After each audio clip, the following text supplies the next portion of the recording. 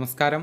Raf talks ഫുട്ബോളിലേക്ക് ഏവർക്കും സ്വാഗതം. ഫുട്ബോൾ ലോകത്തെ സൂപ്പർ പരിശീലകരിൽ ഒരാളായ ഹൊസെ മൊറീഞ്ഞോ നിലവിൽ തുർക്കിയിലാണ് ഉള്ളത്. തുർക്കിഷ് വമ്പന്മാരായ ഫെനർബാഷയെയാണ് അദ്ദേഹം ഇപ്പോൾ പരിശീലിപ്പിക്കുന്നത്.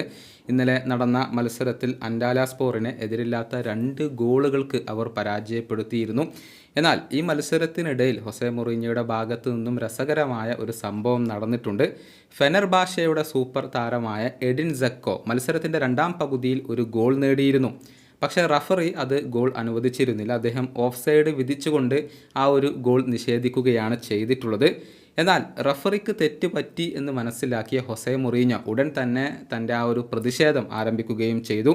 അത് ഓഫ് സൈഡ് അല്ല എന്ന് തെളിയിക്കുന്ന ദൃശ്യം അദ്ദേഹം തൻ്റെ ലാപ്ടോപ്പിൽ പ്രദർശിപ്പിക്കുകയാണ് ചെയ്തിട്ടുള്ളത്. മത്സരം ലൈവ് ടെലികാസ്റ്റ് ചെയ്യുന്ന ക്യാമറയ്ക്ക് മുന്നിലാണ് ഹൊസെ മൊറീഞ്ഞോ ഈ ഒരു ദൃശ്യം പ്രദർശിപ്പിച്ചിട്ടുള്ളത്. ഇത് ശ്രദ്ധയിൽപ്പെട്ട റഫറി ഉടൻ തന്നെ മൊറീഞ്ഞോയുടെ അടുത്തേക്ക് ചെല്ലുകയും അദ്ദേഹത്തിന് യെല്ലോ കാർഡ് നൽകുകയും ചെയ്തിട്ടുണ്ട്. ഇതിപ്പോൾ ഫുട്ബോൾ ലോകത്ത് വലിയ രൂപത്തിൽ ശ്രദ്ധ പിടിച്ചു പറ്റിയിട്ടുണ്ട്. എന്നാൽ മൊറീഞ്ഞോ ആയതുകൊണ്ട് ഇതിൽ അധികം അത്ഭുതപ്പെടാനൊന്നുമില്ല.